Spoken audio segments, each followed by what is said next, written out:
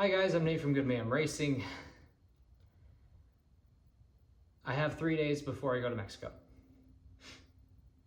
We're going to be pre-running. A lot of race prep is happening last minute. Things that just really need to happen, you know? And sometimes there is a brutal, cruel irony between what most people consider as race prep and what others would consider OEM maintenance.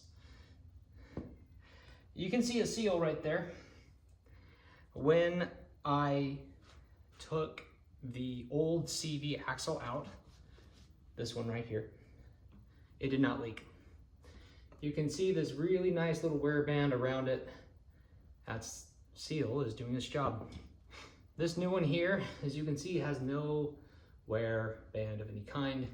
And granted, it's only been driven on for about 400, 500 miles, but it leaked.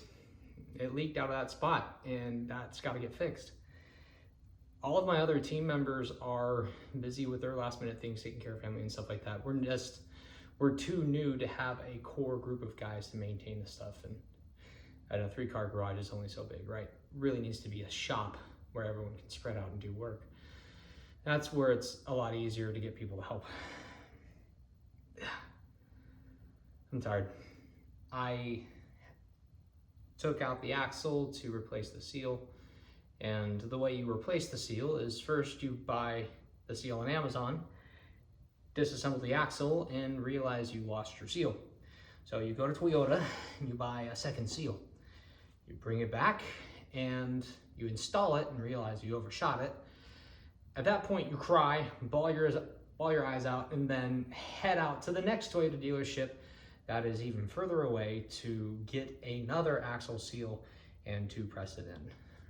Those seals are only supposed to be recessed by about 5.5 millimeters, and I accidentally hit 6.6 with the first one that went in.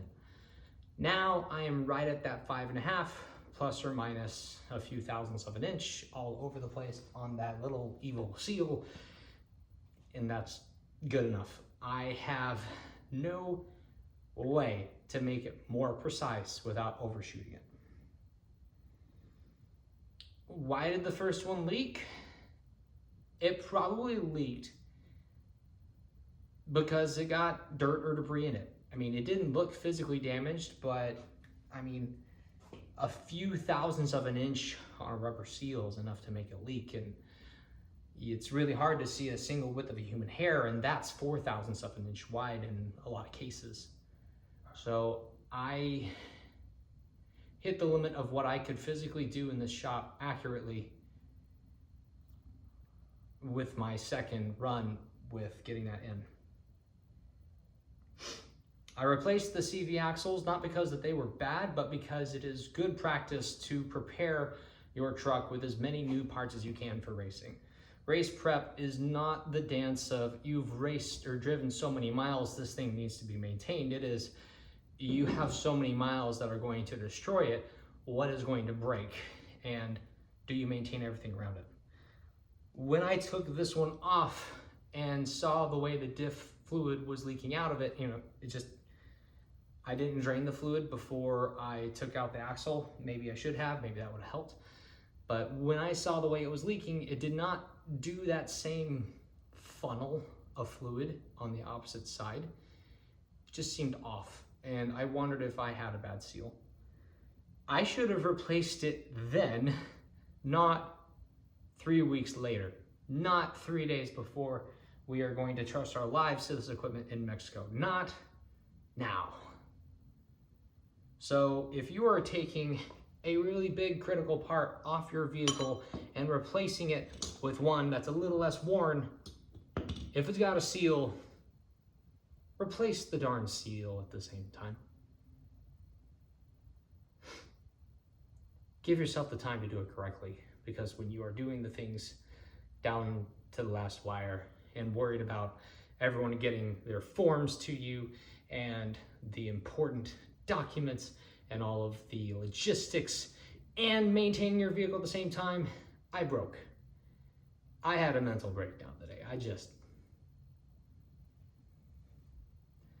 I blew it. I've vented. I am at the let's get it fixed point in this process. But when it comes to figuring out why something failed, consider your analysis of that failure. We have something called the 5 whys in industry. The failure analysis, the root cause. You can go through that whole process of engineering and quality logic and apply it to your hobbies, to your passions, and this race car was no different. Why did it fail? Because I maintained it wrong. That's the big overarching thing. And if we wanted to get more specific, I would need to have that original seal in a good enough condition to inspect it, but I have cut it out, replacing the new ones.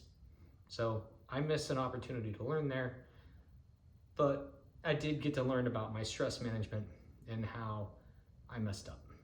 I let the pressure and the stress of the situation get to me, and unfortunately, and hopefully I learned from that. We are going to take this vehicle desert racing. We're going to race it 1,300 miles across the desert from the bottom of the Baja Peninsula and going to the top, from La Paz to Ensenada. And the rage of my mistake is now helping me get it done. Use your anger in a productive way. Anger is an emotion that you should use to fix something responsibly. Many times our anger is something that can be lashed out and hurt other people. Do not use it for that. Use it to make your situation better and to be peaceful in that process. So I've got an axle to get back in. I'm going to do some dimensional inspections on this and make sure it's not completely off compared to the one I took out. And I will see you in the desert, if not my garage. Like and subscribe for more.